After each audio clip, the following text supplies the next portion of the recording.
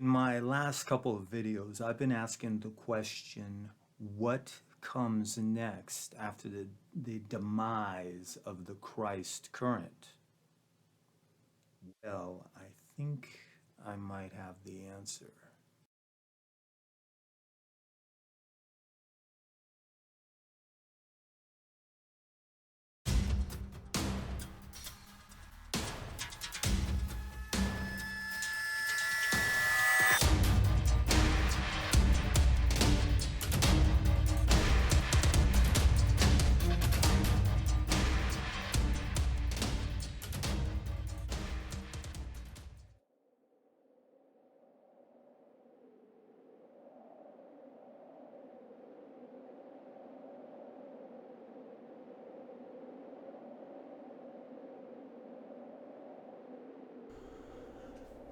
Greetings, my friends.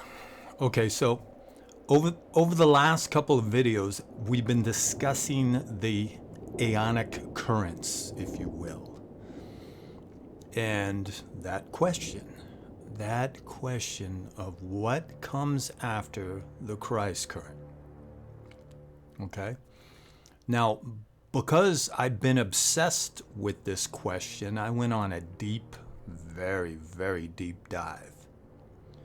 And I may have come up with an answer. Okay, to get into this, we have to go to Carl Jung and his book, Ion. A mindfuck of a book. Ion, Aeon, Eon, they all basically mean the same thing, a great span of time. I'll use Ion when connected to Jung and Aeon when referring to occultic matters, just to avoid confusion, if you will. An Ion, also known as the Platonic month, is roughly 2,000 years, and it's dominated by an astrological sign. And for the last 2,000 years, that's been Pisces. Now, whether you believe in astrology or not, that's immaterial. The constellations, though, they do exist, okay? And they have a profound effect on ancient cultures from around the world, triggering something deep in the subconscious of those who gaze upon them. You know what I mean? This whole horoscope thing, I'm not a fan. To me, this idea of those stars in a certain formation triggering something in the subconscious, that's the real magic. Now, the location of the sun of the sky at the spring equinox is called the vernal equinox point. And going back in time, the vernal equinox point moved in front of the constellation of Pisces on 1 AD. Okay? Question. Who's said to have been born on 1 AD?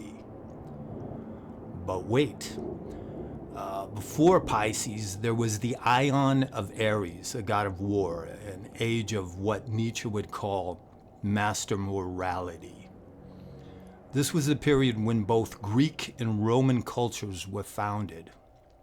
An age based upon Greek rationalism and if you think about it, this is the antithesis of the blind faith that would come in the next Ion. Also, Aries is symbolized by the ram, and thus you have a connection to the horn god. You could say that this Platonic month was a satanic age or Ion. Now, getting back to Pisces, beginning at the start of the Ion of Pisces, Christ was born. The Ion of the Christ symbol, the fish. We've seen those symbols on the back of cars, right? Where they came from is the early Christians adopted the fish symbol from a Greek anagram for Christ. But Pisces is symbolized by two fish.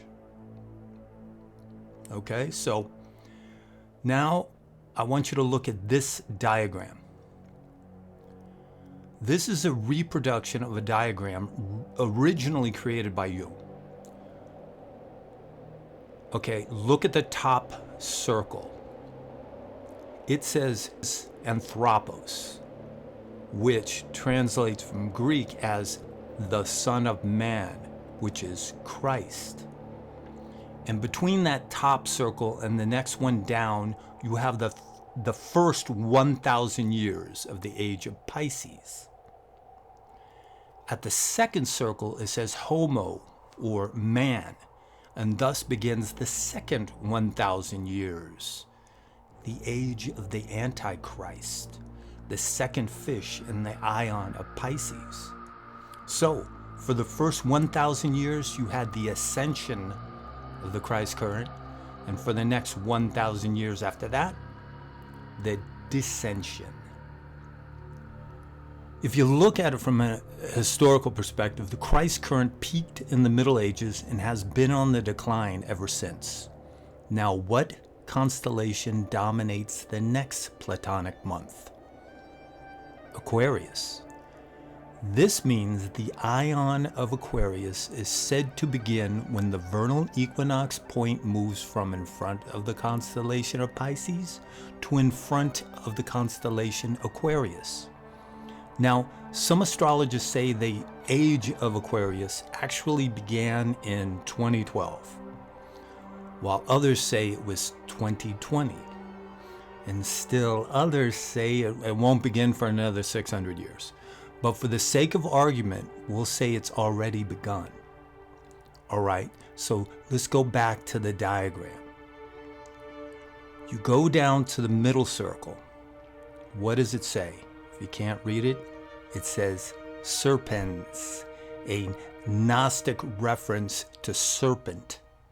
So, with the Ion of Aquarius, you have water and serpent. Water and serpent.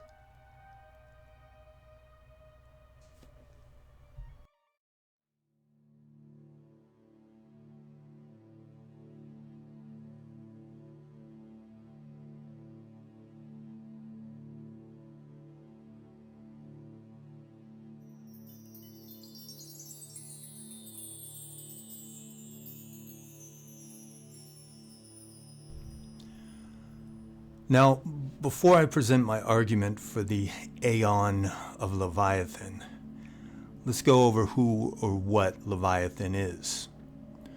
For those who are unaware, Leviathan is one of the 7 princes of hell and the arch enemy of Yahweh. And just as there is an antichrist, Leviathan can be called the anti-Yahweh. He is the great serpent that embodies beastliness, terror, and undiluted evil, the king over all the sons of pride. At least that's what the Abrahamists say. Thus, he is a symbol of chaos, fearsome power, and dark forces. And it's been stated that Leviathan is the only thing that Yahweh fears. We'll be getting back to that later. Leviathan doesn't live on earth, but resides in the abyss, and within the abysmal waters he violently thrashes, threatening to flood the world and swallow all of God's creation. Now, the image of a sky father in battle with a great serpent is common within Indo-European traditions and can be found in Norse, Babylonian, and Hindu mythologies, just to name a few. This motif is said to symbolize the struggle between order and chaos. In Christian mythology, Leviathan and the gates of hell are synonymous in the guise of the hell mouth, which leads to the depths of the abyss. And some Christians believe that Leviathan actually existed, that it's a biblical depiction of a sea-dwelling dinosaur, and thus is proof that the Bible should be taken literally. That man walked, or in this case, swam with dinosaurs. Sure. But for the most part, in the Jewish interpretations, the Leviathan is allegorical, a symbol of the powerful enemy. Now, to help understand why Leviathan is such a powerful enemy to Yahweh, we go to the Leviathan cross, also known as the brimstone symbol, which consists of a double-barred cross located at the midpoint and the infinity symbol at the bottom. The infinity sign symbolizes the eternal universe, reality. Yahweh does not exist within the realms of reality. He exists in the realms of faith. So by acknowledging reality, one diminishes the power of Yahweh. But according to the Ophite diagrams, the Leviathan encapsulates the space of the material world out of service to Yahweh. Now, the Ophites were Gnostics, so their interpretation of Yahweh was different than that of the Christian Orthodoxy.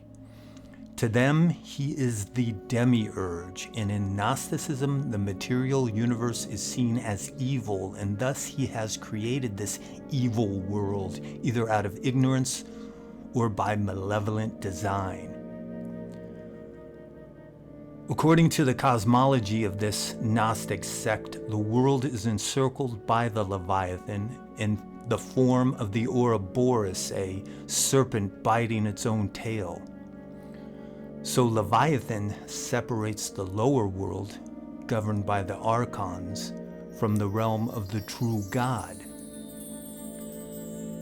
To put it simply, in their eyes, instead of being a guide to the apex of perfection, he blocks the way. On the left-hand path, though, we seek liberation through the carnal, so we would interpret Leviathan as a symbol of the great indifferent universe, a universe that doesn't care if we exist or not. Hence, no divine meaning to existence. This theme is evident in the Lovecraftian Cthulhu mythos, and thus in the philosophy of cosmicism. Cosmicism is the existential belief that it's up to you to give your life meaning before you are devoured by the gaping maw of the abyss. This thematically can also be found in the book Moby Dick, where Captain Ahab views the whale as an embodiment of evil, a mask behind which lies a great power he fears instead of accepting. In truth, most are unable to accept the horrors of objective reality. They long for a divine meaning as they live lives of quiet desperation. To quote Albert Camus, "You will never live if you are looking for the meaning of life. Blessed are the hearts that can bend, they shall never be broken." The world, existence is scary, hence there is a need by many to find solace in that which they believe to be greater than them, a master. While Leviathan, on the other hand, denotes one's ability to flourish without a master, to instead be that which those who would dare to enslave you shall fear.